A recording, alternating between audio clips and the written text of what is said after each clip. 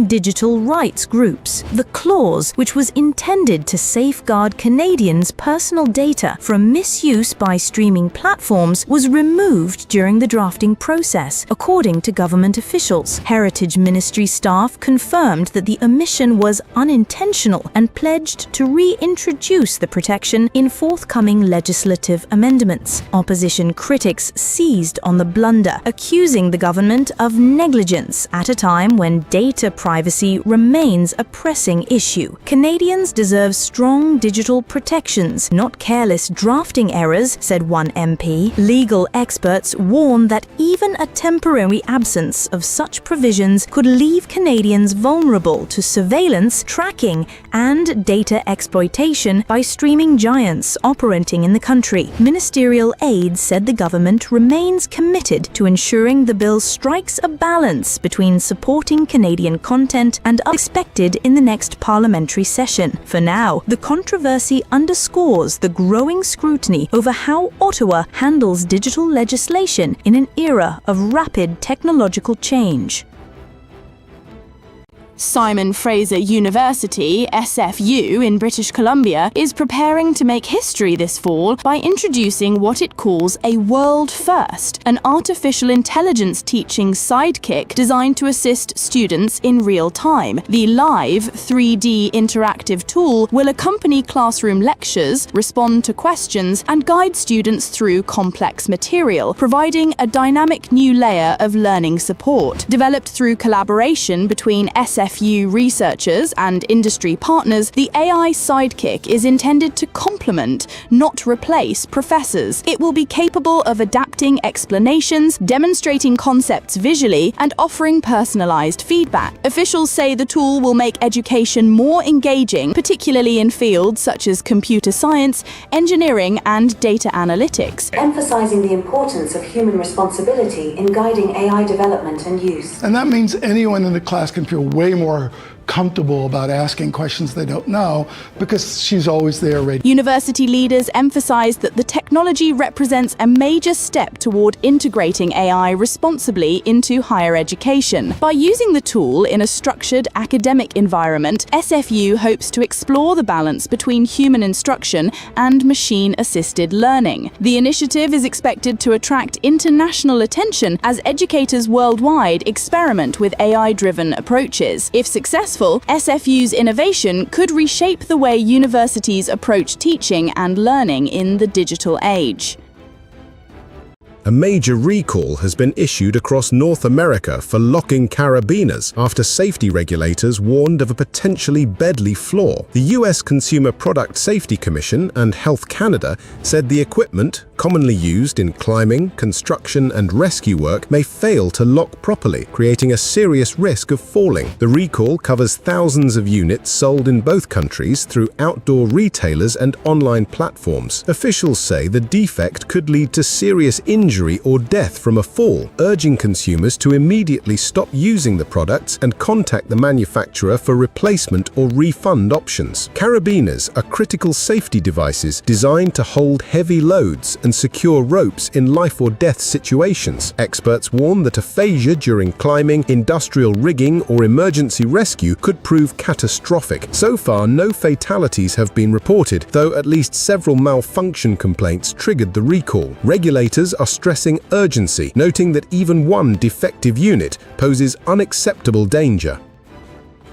Prime Minister Mark Carney's recent surprise trip to Ukraine coincided with renewed scrutiny of Canada's nearly $22 billion commitment to the war-torn nation. A misstatement from the Prime Minister's office, PMO, added fuel to the debate, incorrectly suggesting Canada had made the highest per capita contribution among G7 countries. In reality, Canada has provided the most direct financial assistance per capita within the G7, amounting amounting to $12.3 billion, largely in the form of loans. That equals about $296 per Canadian, compared with $229 per American. However, the United States far surpasses Canada in total aid, contributing more than $186 billion, or about $544 per person. Overall, Canada's assistance includes $6.5 billion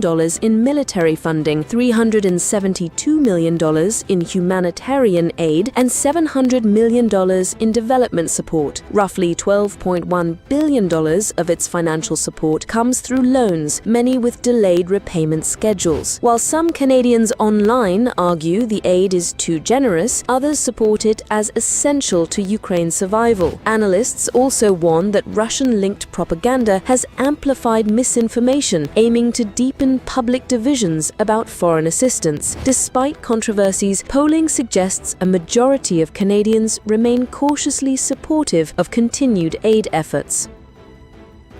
E3 nations trigger snapback move at UN, accusing Iran of clear violations, as Tehran vows retaliation and diplomacy. The UK, France and Germany have formally launched the process of restoring major United Nations sanctions on Iran, accusing Tehran of serious and deliberate breaches of its 2015 nuclear commitments. The so-called snapback mechanism built into the nuclear accord allows any participant to reimpose sanctions within 30 days if Iran is found in non-compliance. In a letter to the UN Security Council, the three European powers argued that Iran's enriched uranium stockpile has no civilian justification and constitutes a clear threat to international peace. They stressed that their move follows repeated offers of extended sanctions relief, which Tehran failed to meet with credible assurances. Iran's foreign ministry denounced the move as provocative and unnecessary, insisting that its nuclear program remains civilian and peaceful. Tehran warned that the snapback decision undermines cooperation with the International Atomic Energy Agency, but reiterated readiness for fair and balanced talks if approached with goodwill. The United States welcomed the E3's action, pledging to work toward full restoration of sanctions, while keeping open the door to direct dialogue. The Security Council now faces a crucial 30-day countdown to decide the future of sanctions relief. From January, NHS will offer free chickenpox jab for all young children, aiming to prevent severe illness and complications. From January next year, all young children in England, Wales and Northern Ireland will be offered a free chickenpox vaccine on the NHS. The jab, previously only available privately at up to £200, will be given in 2 doses at 12 and 18 months, combined with the existing MMR vaccine against measles, mumps and rubella. A catch-up program will ensure slightly older children do not miss out. Ministers say the move will prevent serious but rare complications from chickenpox, including encephalitis, pneumonitis and stroke, while also reducing parental time off work. The Department of Health estimates the illness currently costs the UK £24 million annually in lost productivity. Experts, including the Joint Committee on Vaccination and Immunisation, have long recommended the vaccine, which is already routine in countries such as the US. Professor Adam Finn, a JCVI member, said the jab means chickenpox is going to be a thing of the past in the near future. Parents like Sarah, whose 2 daughters needed hospital care after severe chickenpox, welcomed the decision, calling the vaccine a lifesaver. Scotland is also expected to follow with its own rollout. Lib Dem leader rejects King's invitation, accusing Trump of failing to end Gaza famine and hostage crisis. Liberal Democrat leader Sir Ed Davey has announced he will boycott Donald Trump's state banquet in London next month, citing the US president's failure to use his influence to stop the war in Gaza. The event, hosted by King Charles during Trump's September 17th to 19th visit, is considered one of the highest honors afforded to world leaders. Sir Ed said he and his wife Emily reached the decision after much prayer and reflection, adding that while turning down the king's invitation went against his instincts, it was the only way to send a message to both Trump and Labour leader Sir Keir Starmer.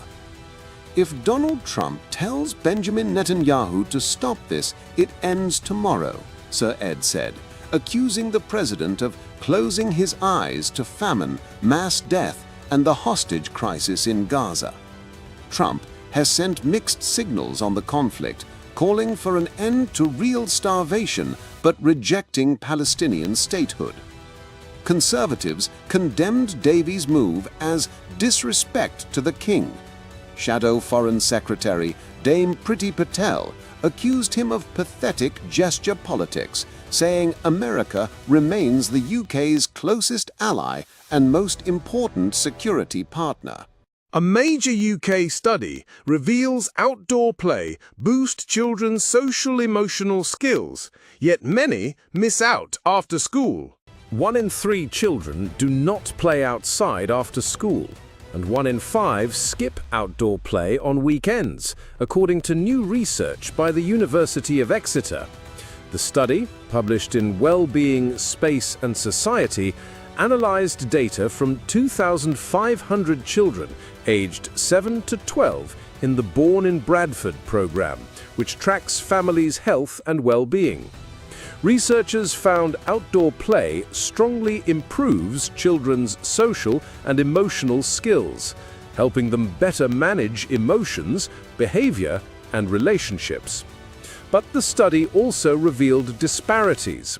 White British children were more likely to play outdoors after school, while South Asian children tended to play more on weekends. Children from less deprived communities appeared to benefit more from play, potentially reflecting access to safer, higher-quality spaces. Lead researcher Dr. Mark Ferguson called the decline in outdoor play worrying, citing links to obesity, anxiety, and depression. He urged urban planners to create safer, play-friendly areas. Former Children's Commissioner Anne Longfield backed calls for a national play strategy, warning that too many children are sedentary, on phones, and alone, while their well-being deteriorates. Britain blocks Israeli officials from its biggest defense expo, citing Gaza war escalation and push for ceasefire. The UK has banned Israeli government officials from its flagship defense exhibition, the Defense and Security Equipment International DSEI show, scheduled for September in London. While Israeli defense firms including Elbit Systems, Rafael, and Israel Aerospace Industries can still attend, the British government said no official delegation would be invited due to Israel's ongoing military operations in Gaza.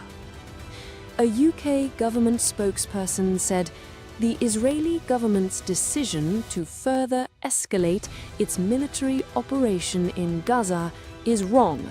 As a result, we can confirm that no Israeli government delegation will be invited to attend DSEI UK 2025.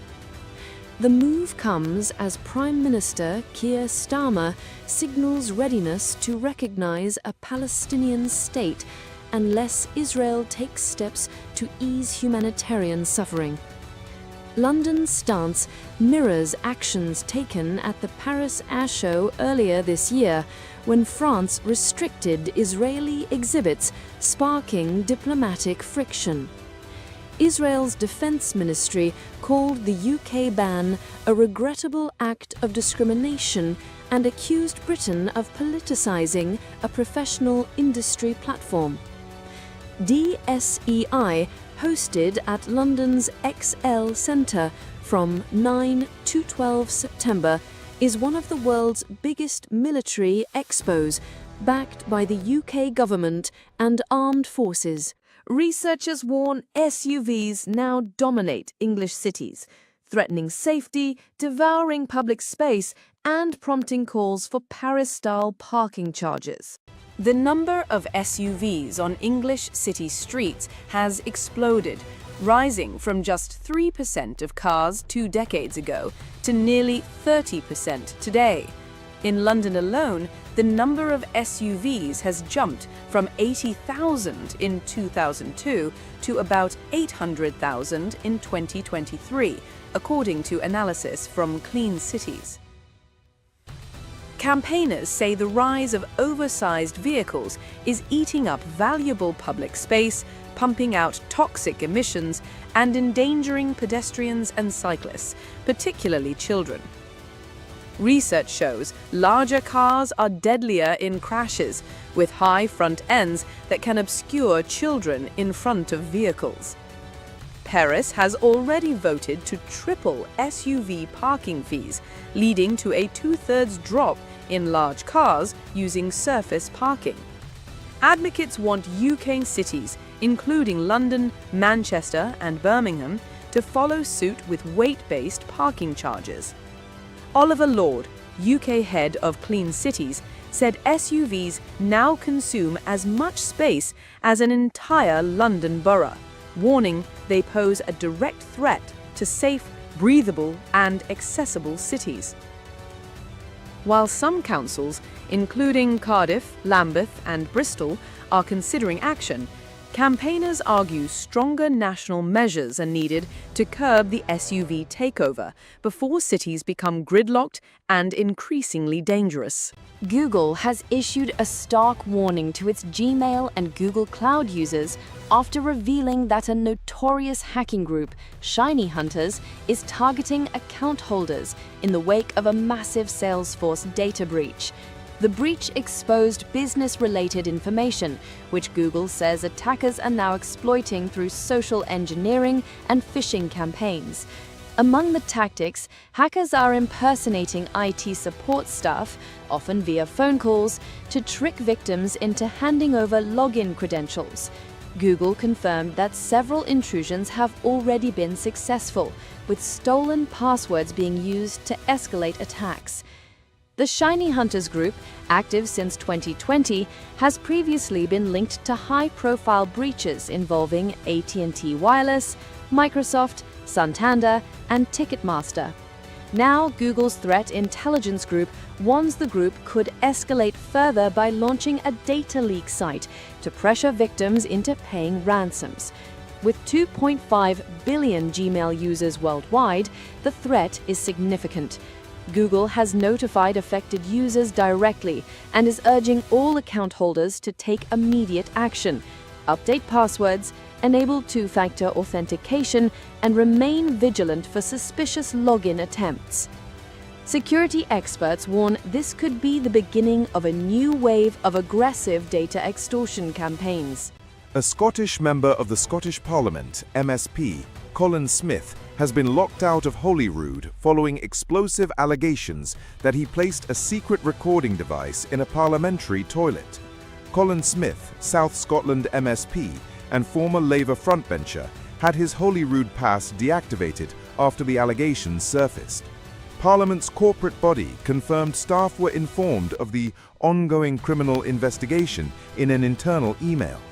The claims come on top of Smith's earlier suspension from Labour over separate charges of possessing indecent child images. He is due to appear at Dumfries Sheriff Court later this year. Police are also expected to bring fresh charges over the alleged camera incident. Holyrood officials said Smith will be barred from entering the Parliament building when MSPs return from recess next week. However, he could still contribute remotely under pandemic-era arrangements. Labour said it had acted swiftly, stressing Smith is now classed as an independent MSP. Holyrood's chief executive urged staff to use confidential support services, acknowledging the distress caused by the revelations. Smith, a former teacher and ex-General Secretary of Scottish Labour, has said he is cooperating with investigators and described the episode as a deeply stressful time. 3 men behind one of the UK's largest nitrous oxide smuggling operations have been jailed after importing 91 million canisters through bogus catering companies. Carl Messon, 58, and twin brothers Thomas and Benjamin Richardson, both 38, brought lorry loads of laughing gas into the country between 2016 and 2018. Leeds Crown Court heard the trio laundered more than £16.7 million through fake firms such as Worldwide Coffee Traders and Catering Pantry International. Although nitrous oxide has legitimate medical and catering uses, a 2016 ban made it illegal to supply or import the gas if intended for recreational use. In 2023, it was further classified as a Class C drug. The Yorkshire and Humber Regional Organised Crime Unit revealed the companies existed solely to disguise the illicit trade, with more than £12 million in cash fed into accounts. Investigators said the gang knowingly sold the substance for illegal use despite the ban. Messon was jailed for 3 years and 6 months, Thomas Richardson for 5 years and 8 months, and Benjamin Richardson for 6 years and 2 months. Officials said the convictions marked a major step in dismantling large-scale laughing gas supply chains across the UK. Canary Wharf is said to make a dramatic splash with plans for a floating Olympic-sized Lido in the heart of London's financial district. The 6-lane pool, designed by Sea Lanes, the team behind Brighton's National Open Water Swimming Centre, would sit on Eden Dock, directly opposite Canary Wharf Tube Station. If approved, the venue will open in summer 2026, offering year-round swimming, saunas, fitness classes, restaurants and a community clubhouse. The 1.3-metre deep, naturally filtered pool will be fully lifeguarded and accessible to all. Renderings show the Lido floating beneath Canary Wharf's towering skyline, a striking addition to the transformed neighbourhood, once known only for banking. The proposals mark another milestone for Canary Wharf Group, which has sought to redefine the district as a cultural and lifestyle hub. Visitor numbers surged to 70 million in 2023, boosted by new restaurants and the Eden Dock waterfront oasis, now home to kayaking and community events. CEO Shobi Khan said the new Lido would build on the success of Eden Dock as a unique wellness destination. Sea Lanes director Ross Gilbert added the project aimed to bring people and nature closer together. ANZ faces backlash after mistaken emails told staff to return laptops, revealing job losses before official conversations began. Australian bank ANZ has issued an unreserved apology after more than 100 employees received automated emails instructing them to return their laptops before being formally told they were losing their jobs. The Financial Times reported that discussions about redundancies were originally scheduled for next week, but the email mishap exposed exit dates early, sparking distress across the workforce. Bloomberg later reported that ANZ accelerated its plans, informing all affected employees of their futures by Thursday. In a follow-up email, Bruce Rush, acting head of ANZ's retail division, wrote, "Unfortunately, these emails indicate an exit date for some of our colleagues before we've been able to share their outcome with them.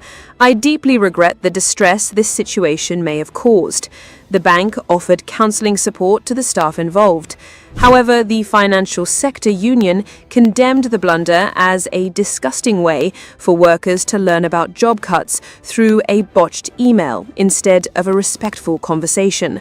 The incident comes as new CEO Nuno Matos pushes for efficiency measures and a strategic reset. While ANZ's share price has risen 18% in 2025, employee morale remains under strain. Australia Post halts some shipments to the US as new customs duties and clearance rules disrupt international parcel services. Australia Post has announced it will temporarily stop sending certain parcels to the United States, citing changes to US customs rules that have disrupted international shipping operations. The move follows the US government's decision to end the long-standing de minimis exemption, which allowed packages valued under $800 to enter duty-free. From now on, nearly all goods shipped into the country will attract import duties and taxes, depending on their origin. Australia Post confirmed that in response to the new rules, it has paused the acceptance of some packages until updated systems and handling procedures are in place.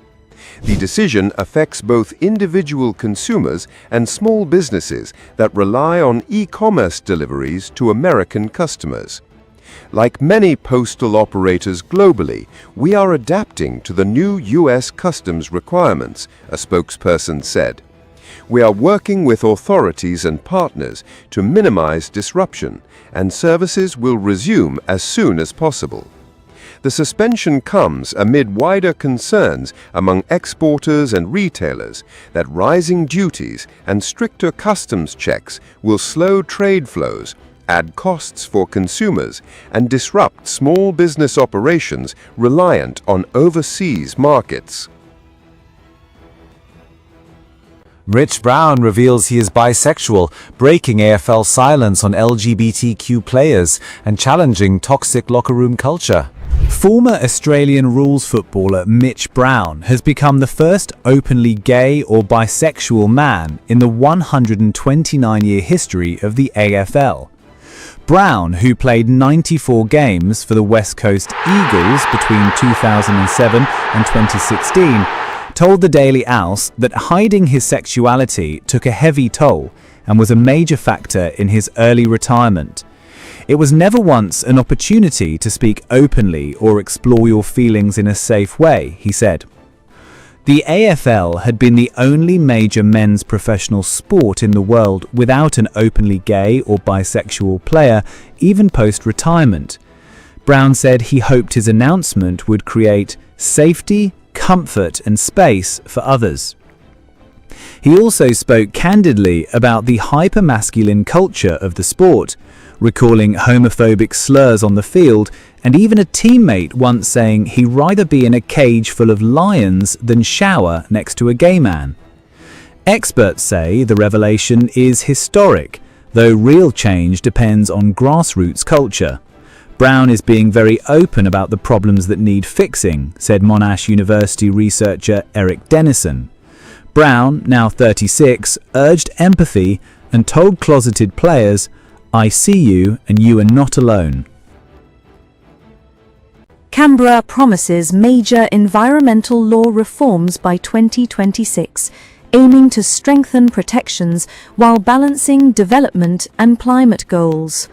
The Australian government has vowed to overhaul the country's national environmental laws before 2026 in what it describes as the most significant reform in decades. Environment Minister Tanya Plibersek confirmed the commitment, saying the current Environment Protection and Biodiversity Conservation, or EPBC Act, is outdated and no longer fit to deal with challenges such as climate change, biodiversity loss, and sustainable development. The pledge follows growing criticism from environmental groups who argue Australia's existing laws fail to provide adequate protection for threatened species and ecosystems. The government has promised to establish clearer national standards, stronger enforcement mechanisms, and streamlined approval processes that would give both developers and conservationists greater certainty. Industry groups have long complained that delays in assessments hinder investment, while environmental advocates say weak regulation has led to irreversible damage to natural habitats. The overhaul is expected to include the creation of an independent environmental protection agency to monitor compliance and enforce penalties. Plibersek stressed the reforms would balance economic growth with protecting Australia's unique natural heritage.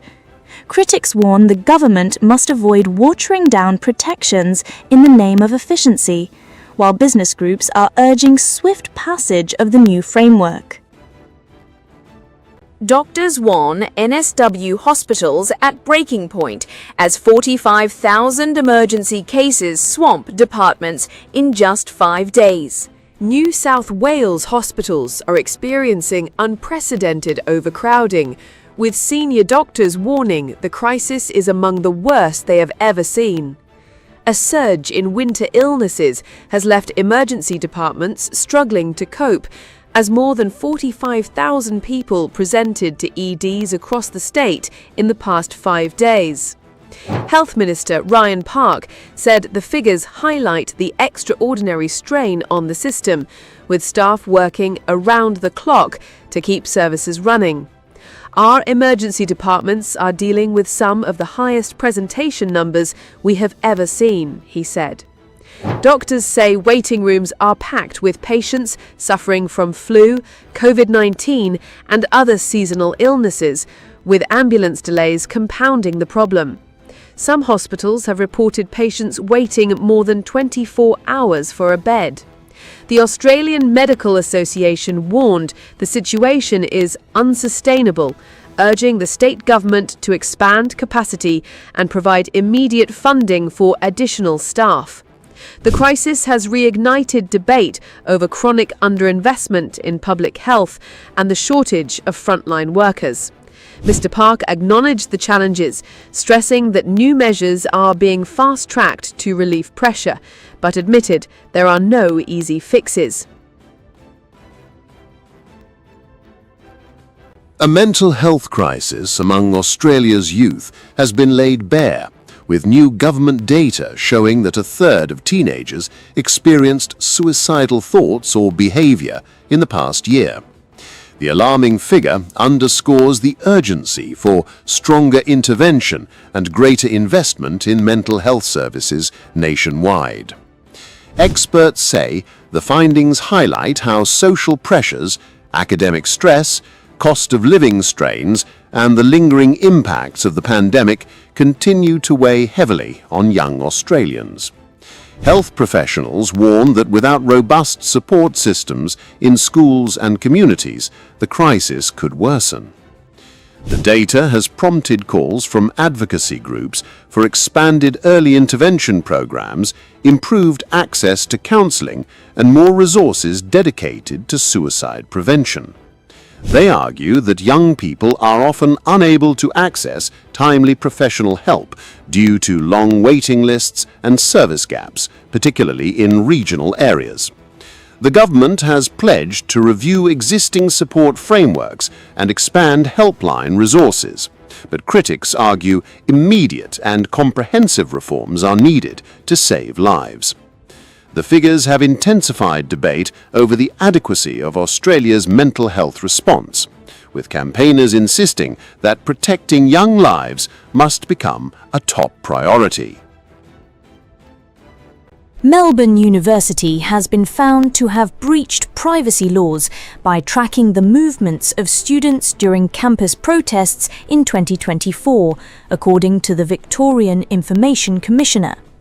The watchdog revealed the university secretly collected and stored location data through Wi-Fi and surveillance technologies without obtaining proper consent.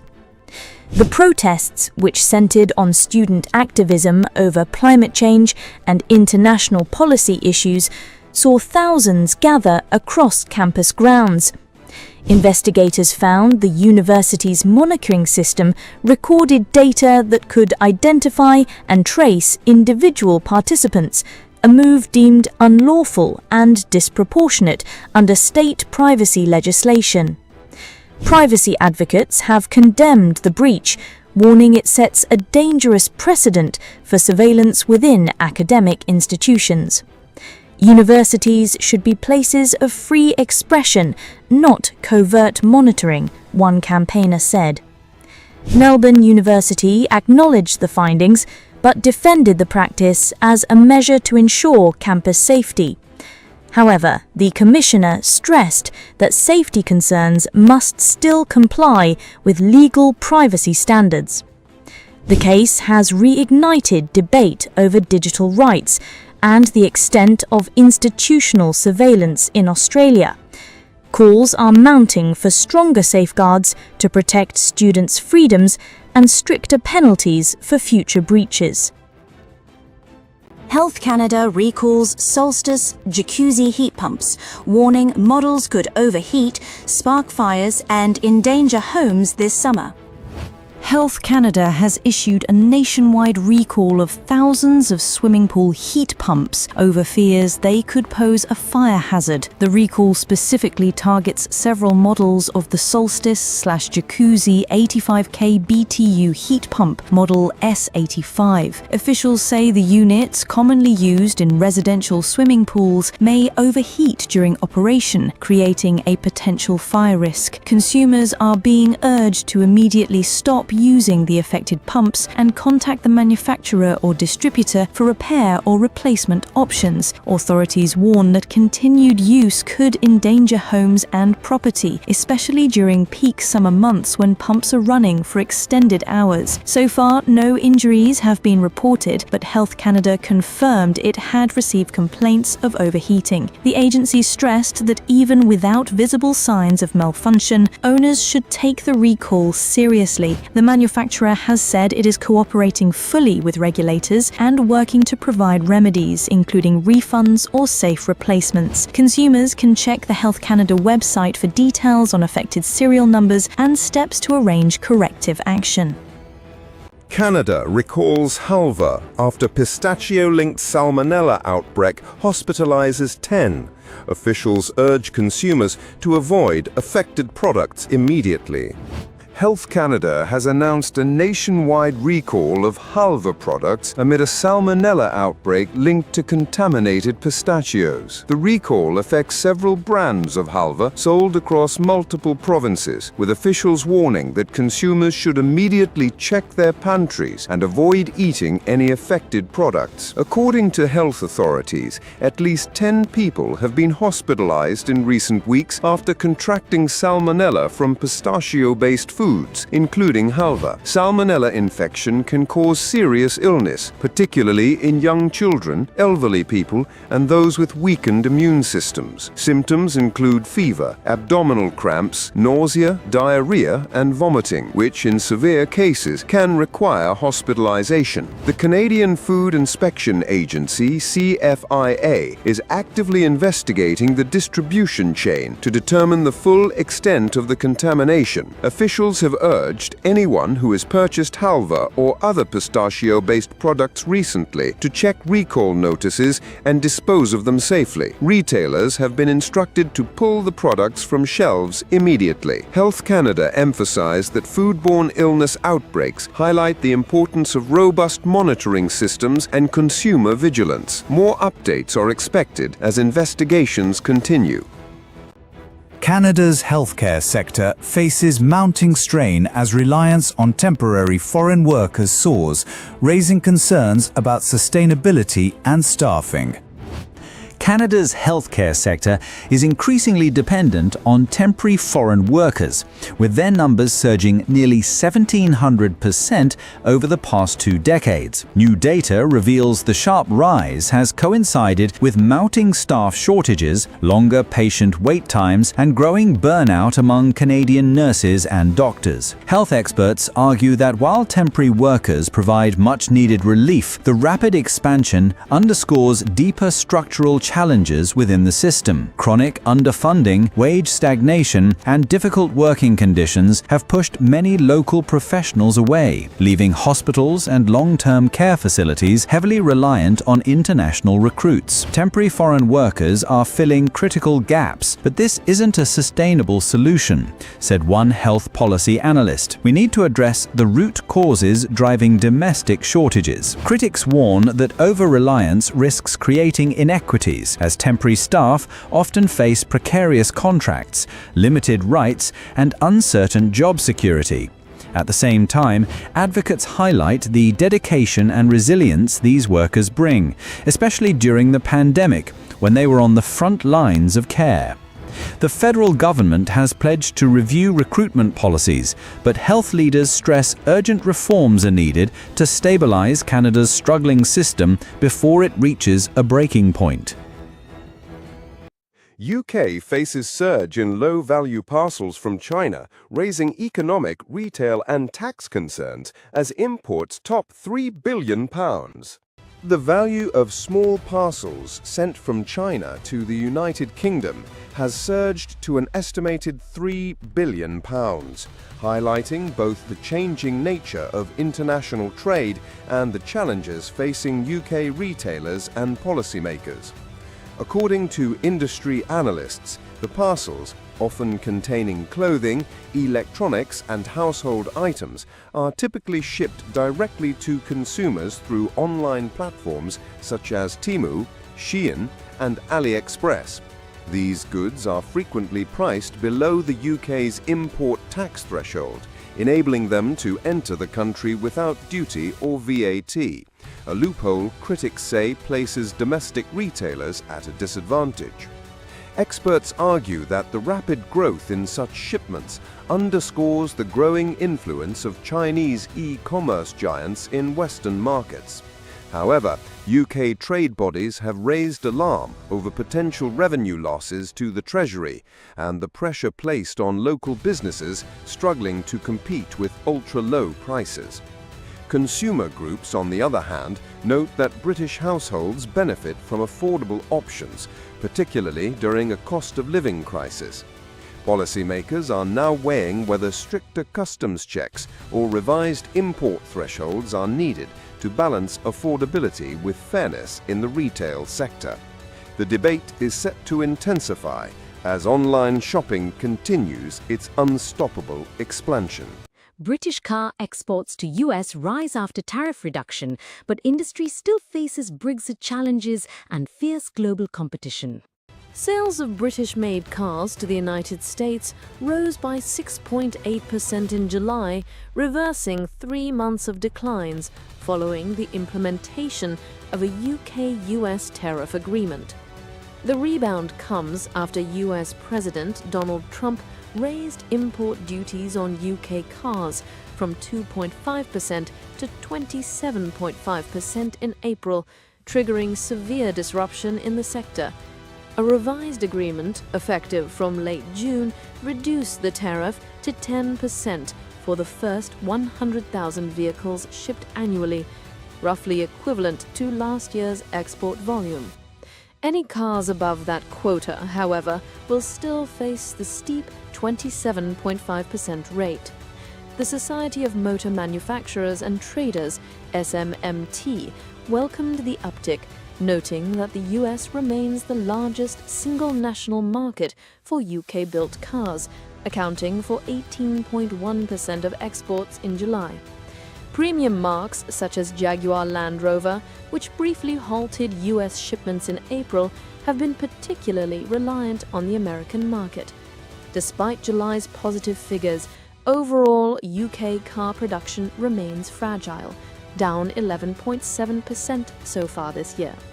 Analysts blame rising labour costs, rising Brexit-related uncertainty, and fierce global competition. SMMT Chief Executive Mike Hayes said the modest recovery was welcome, but warned the industry continues to face turbulent times ahead. Royal Mail introduces duty